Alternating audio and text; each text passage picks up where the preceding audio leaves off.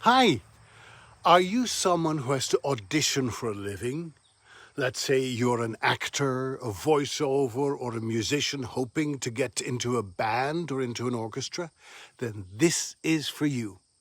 Schitt's Creek is one of my favorite shows, and the other day I was watching the season 6 special, which gives you all the behind-the-scenes footage. In it, the actor Noah Reid, who plays Ted the vet, tells about the audition process for the show. When he said this, I had to stop the show and write it down. He said, the more you want it, the harder the audition is. The more you want it, the harder the audition is. Have you ever experienced that?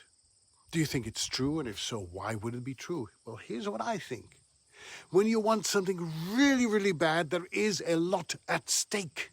The success or failure of your audition could potentially change your life forever. I know it did change the lives of many people who worked on Schitt's Creek.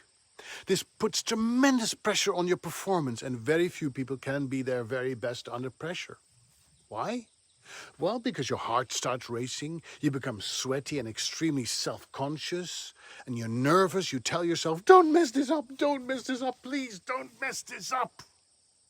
All these things are extremely distracting. And when you're distracted, you lose focus and you mess up, which makes things even worse. Believe me, I've been there. I've done that a million times. So what should you do instead?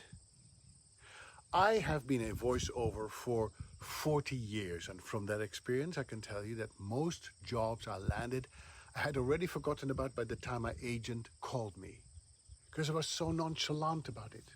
I didn't give it any weight, all these auditions. Most of them I sent in after the first or second take. Now, how did I land the jobs that I did land? By focusing on my performance and not on the outcome. It did not matter if a job paid $500 or $5,000, if it was a regional or an international campaign, if it was for a famous brand or something unknown, it did not matter. I disappeared in the script and in the character I was playing. I made it about the music and never about the applause. And as soon as I started doing that, the audition became easier, not harder. Now, this did not mean that I got offered every role I auditioned for. On the contrary. Not every role was good for me, and I was not good for every role. But that's a different story for another time.